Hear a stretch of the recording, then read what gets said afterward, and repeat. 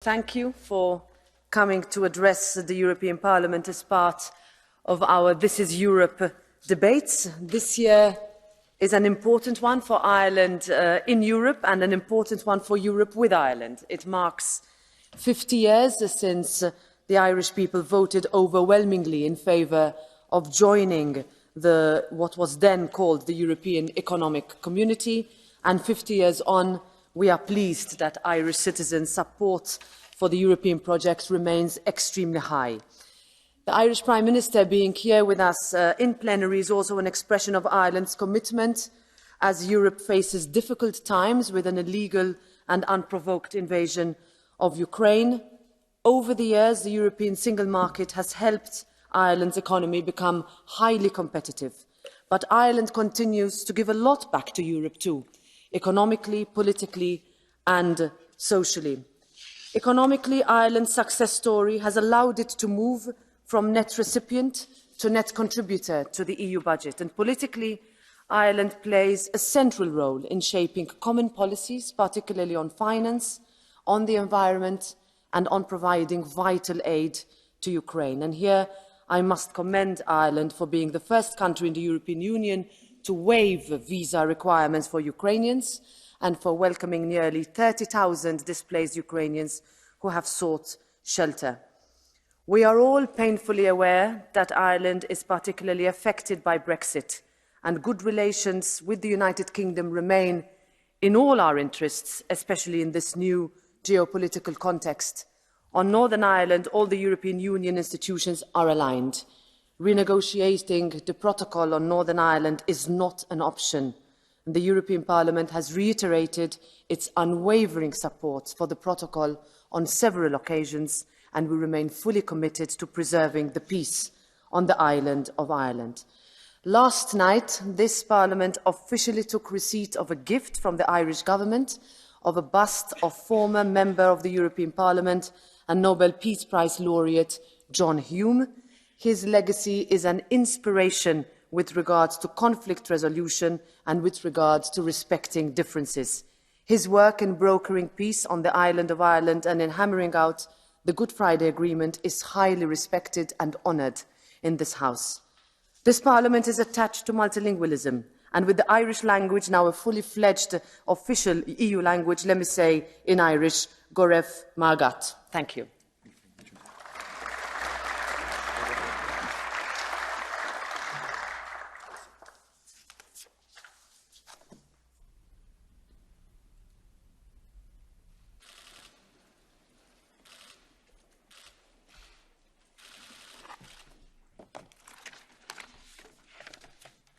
President Metsola, Vice Presidents, distinguished leaders of the political groups, Members of Parliament, citizens of Europe, it's an honour to be here today, and I thank you, President Metsola, for your kind invitation to address this session. I would like to salute your leadership of the European Parliament. Before I reflect on Ireland's European path, it would be remiss of me not to pause to pay tribute to that great European, David Sassoli, who graced the office of President of this Parliament with such intelligence and dignity. Through his life and in his work, he demonstrated integrity, compassion and a strong focus on the most vulnerable in society.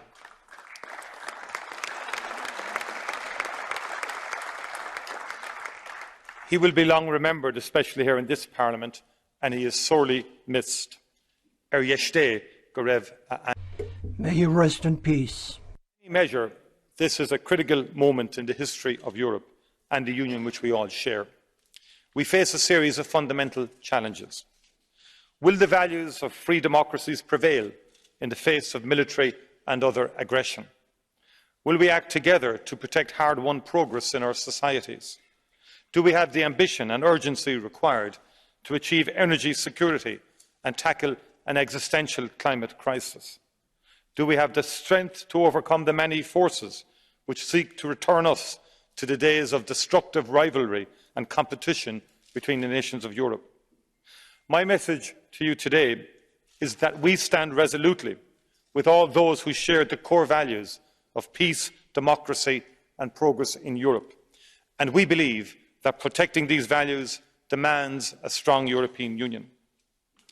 Is léargas é báilríocht na Parlamente seo ag súlacht na... Membership of this Parliament is testimony to the diversity of Europe, of our languages, our cultures and our histories.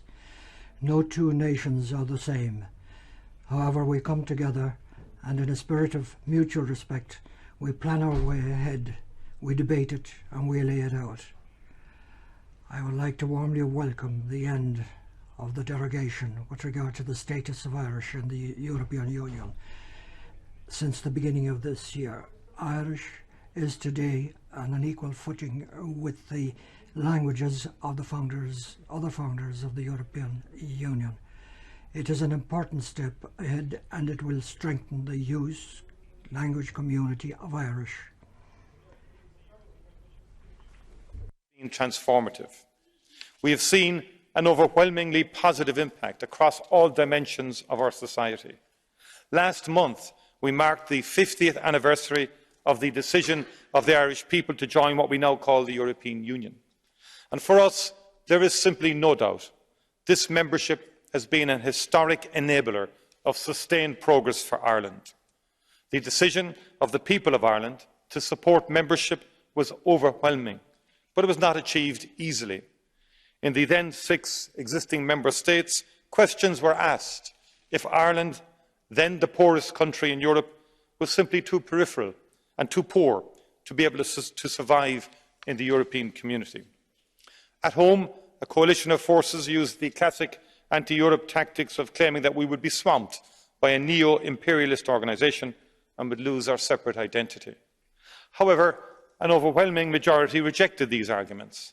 The Irish people instead chose the path of hope and solidarity, of cooperation and a shared future. Time and time again, this decision has been vindicated. One of the inspiring things about that decision 50 years ago is the role which was played by leaders from our revolutionary generation, those who as young people had done so much to win our independence against tremendous odds. They did not see Europe as a threat to our sovereignty, but as an enabler of our sovereignty. They rejected the idea of nationalism as a narrow and defensive concept. Instead, they believed nationalism should be outward and forward-looking. And just as they did, we continue to be inspired by the ideas contained in our proclamation of independence from 1916, when the greatest of our leaders committed their country to the ideals of equality, diversity and cooperation with other nations. And that is why the democratic majority of the Irish people remain Euro-positive, and why we see the success of the European Union as directly linked to the success of nation-states. Over the last 50 years, sharing our sovereignty with our European partners helped to make us all safer, stronger and more prosperous. And Ireland has in turn been proud to contribute strongly to the shaping of today's European Union. In the intense debates and negotiations of the past 2 years, I and my government have been very clear. The Union must be strengthened. In order to serve us all better and to respond to urgent challenges, it needs more ambition and resources.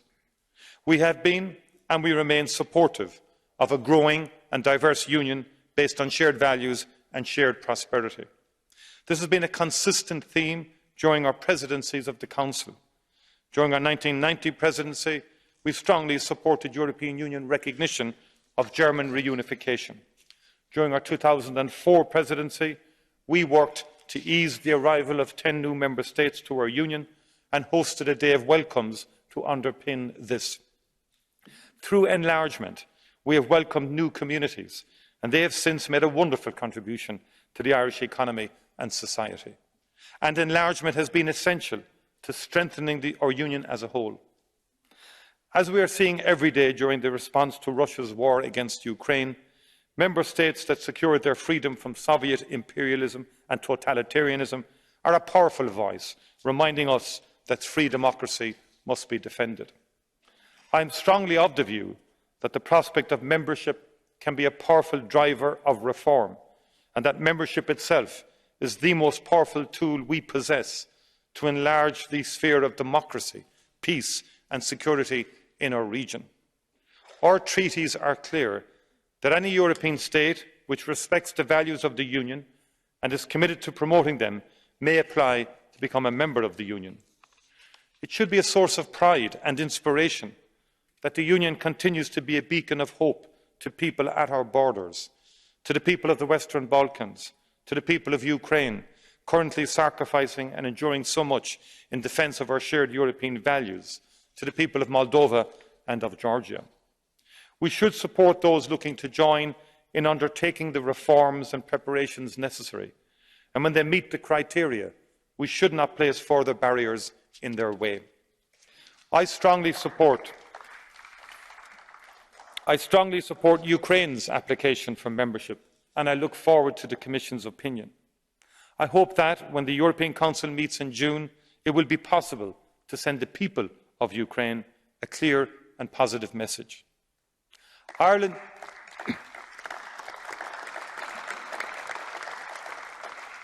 Ireland's lived experience, and we are not alone in this, is that European Union membership is transformative.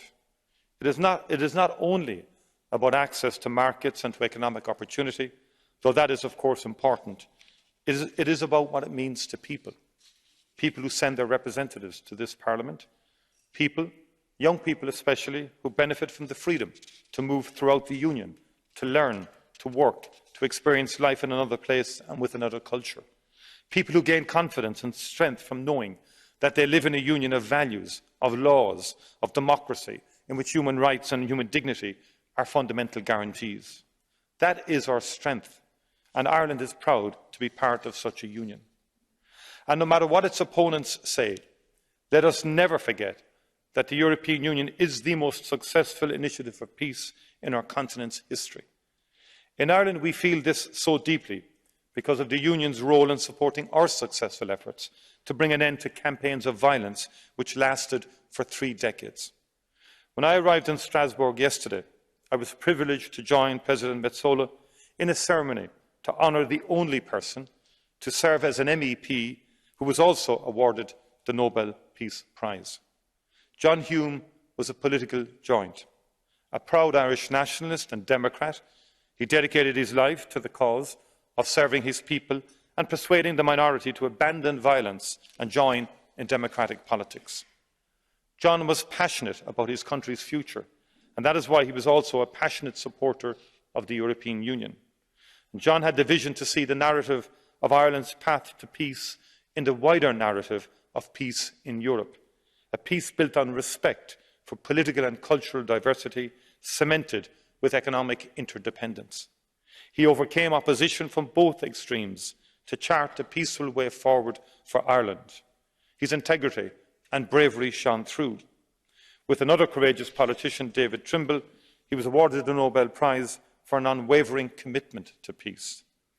He won every election he stood in and served in this Parliament for 25 years. And it is one of the many harsh realities of the Brexit vote of 2016 that no serious consideration was given to the implications for Northern Ireland and the agreement which underpins peace and reconciliation. The Good Friday Agreement provides a clear framework for protecting different identities and interests in Northern Ireland. It is a triumph for democratic politics, and it has been a model for conflict resolution in many parts of the world. I can think of no more solemn agreement than one which has ended a deadly conflict, has been democratically ratified, and has been in operation for a quarter of a century. Because of this, a very detailed deal was negotiated and adopted to limit the damage on Northern Ireland caused by Brexit. Central to achieving this generous deal was the unwavering support and solidarity of our partners in the European Union, including the members of this Parliament. I want to pay tribute to the European Parliament, which was absolutely clear in its support for the Good Friday Agreement and on the need to find a unique solution that would work for Northern Ireland. That solidarity mattered. That solidarity continues to matter. The unique solution was, of course, the Protocol on Ireland and Northern Ireland that is an integral part of the withdrawal agreement between the European Union and the United Kingdom. It is perfectly reasonable to look for ways to improve the operation of the protocol. But unfortunately, what we have seen are bad faith efforts to undermine a treaty freely entered into.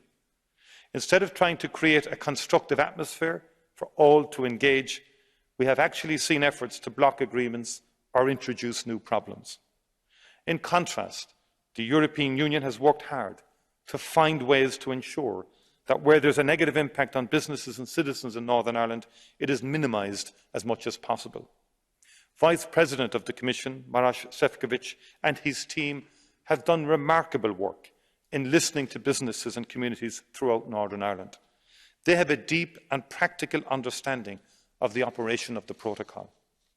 Last October, the Commission proposed a package of measures that would result in a significant reduction in border-linked checks. This Parliament has also been incredibly constructive. For example, in April, you overwhelmingly approved legislation to help safeguard the supply of medicines to Northern Ireland.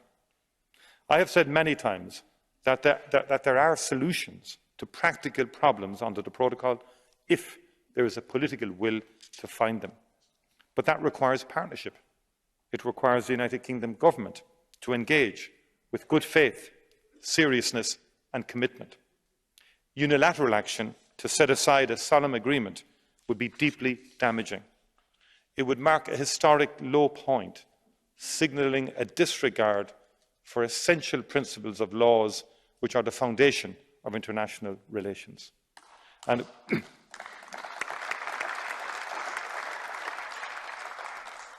it would quite literally be to the benefit of absolutely no one. Without a spirit of partnership, there would have been no peace process in Northern Ireland. Without trust, without engagement, without a willingness to see things from the point of view of others, there would have been no Good Friday Agreement, no quarter century of peace in Northern Ireland in which young people have been able to grow and to flourish as themselves. All of us in positions of leadership owe it to them not to treat lightly what was so hard won. As we look across our continent, as we see what is at stake when the rule of international law is threatened, it falls to all of us to work together and to stand by what we have agreed. I am humbled and inspired by the extraordinary courage and resolve of the people of Ukraine as they defend their country and their right to determine their own future. The conflict is, at its most fundamental, about two utterly incompatible views of the world, autocratic and democratic. The new imperialism of Putin's regime must not stand. Ukraine's cause must be the cause of every person who believes in free democracy. As the European Council said once again last week, Russia must end its slaughter and withdraw from the entire territory of Ukraine. I know that the Speaker of the Ukrainian Parliament, Mr. Ruslan Stefanchuk, is here in Strasbourg today, and to him I say, Ireland unequivocally supports your country, your people, and your right to a peaceful, democratic and prosperous future. We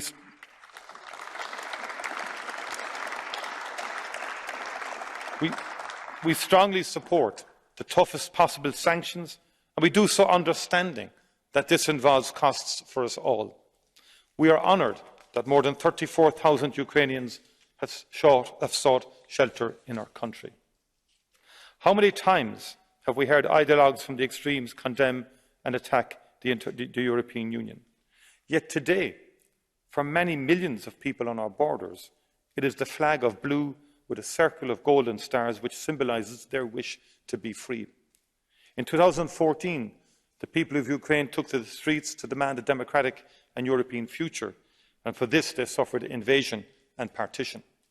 We did too little to stand with the people of Ukraine then. We did too little to reject Putin's new imperialism and his demand to control other countries in a sphere of influence.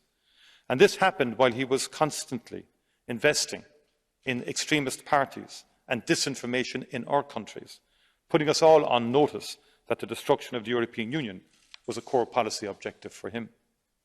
We must stand with Ukraine, not just during this war, but in the months and years ahead. Our agenda must be Ukraine's reconstruction, its securing of democracy, and its inclusion within our Union. We must also support the democratic right of the Belarusian people to new, free and fair elections.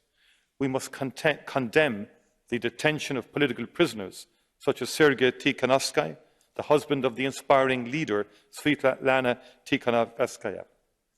As a country with our own experience of famine, we condemn the illegal appropriation of agricultural production in Ukraine, which is having a direct impact on global food security and affordability and is affecting the most vulnerable communities in parts of Africa and in the Middle East. It is hard to comprehend that hunger itself has been weaponised. Ireland will support the European Union in playing its part in an effective and swift international coordination to ensure a comprehensive global food security response. And just as we are now showing urgency concerning Russian aggression, we also need to show more urgency on the other major challenges facing our Union and our citizens. We must redouble efforts to accelerate the decarbonisation of our society, break our dependence on fossil fuels, and provide a more resilient, secure and sustainable energy system for future generations. There are many who continue to ignore or casually dismiss the scientific consensus about climate change. However, nobody can surely ignore the direct political and economic threat which dependence on fossil fuels poses.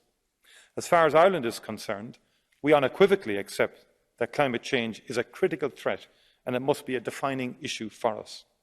An immediate and large-scale reduction in greenhouse gas emissions is crucial. Unless we act now, terrible outcomes will be inevitable. We believe that Europe must push forward with its initiatives, including the European Green Deal and the Sustainable Finance Agenda. Ireland is ready to play our part. We have enacted legislation to put a legally binding target of reducing emissions by 2030 to 51% below 2018 levels. In taking the necessary steps, we must bring our citizens with us and ensure a just transition for all. Let us make sure that the regions which are most affected get a genuine opportunity to transition to a longer-term, more secure and more prosperous role in energy production. I remain confident that we can rise to this challenge. In this, I am inspired by how we came together in the face of the largest pandemic the world has experienced in a century. Despite the unprecedented nature of COVID-19, and after some initially hesitant steps, the European Union quickly came together in an unprecedented way in support of its citizens, businesses and member countries, making it a role model for the world. We played a pivotal role in supporting vaccine development and procurement, becoming the leader internationally in the production and distribution of vaccines. Through Next Generation European Union, the Member States and institutions came together in solidarity to address the economic impacts of the pandemic across our Union, supporting not just our collective recovery, but the green and digital transitions we need to bring resilience to our economies and our societies. There are hundreds of thousands of people alive today because of how we worked together to understand, control and target this terrible virus.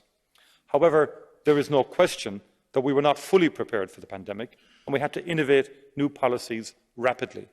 Our shared public health tracking and advice structures were not strong enough because we had not viewed this as a priority area. And this is one of the many areas we should address as we look to reforming and strengthening the Union. The European Union is by no means perfect. It is a project that must continue to develop and evolve, and differences will arise between Member States and between the institutions. However, it is our capacity to work together through these issues that makes the European Union something to be immensely proud of. Over the past 2 years, I have signalled at the Council that Ireland supports more ambition and urgency in developing the Union. We have rejected the idea that every debate must be a zero-sum fight between countries. And that is why, even though we are a net contributor, we supported a larger budget for the Union.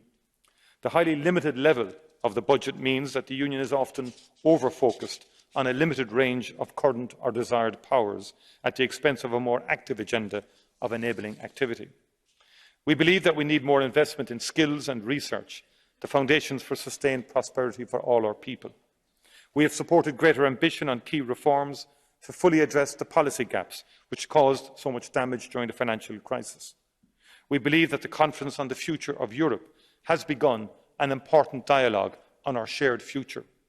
The recommendations of the conference include some very worthwhile suggestions that can be implemented quite quickly, as well as some that are more ambitious and wide-ranging.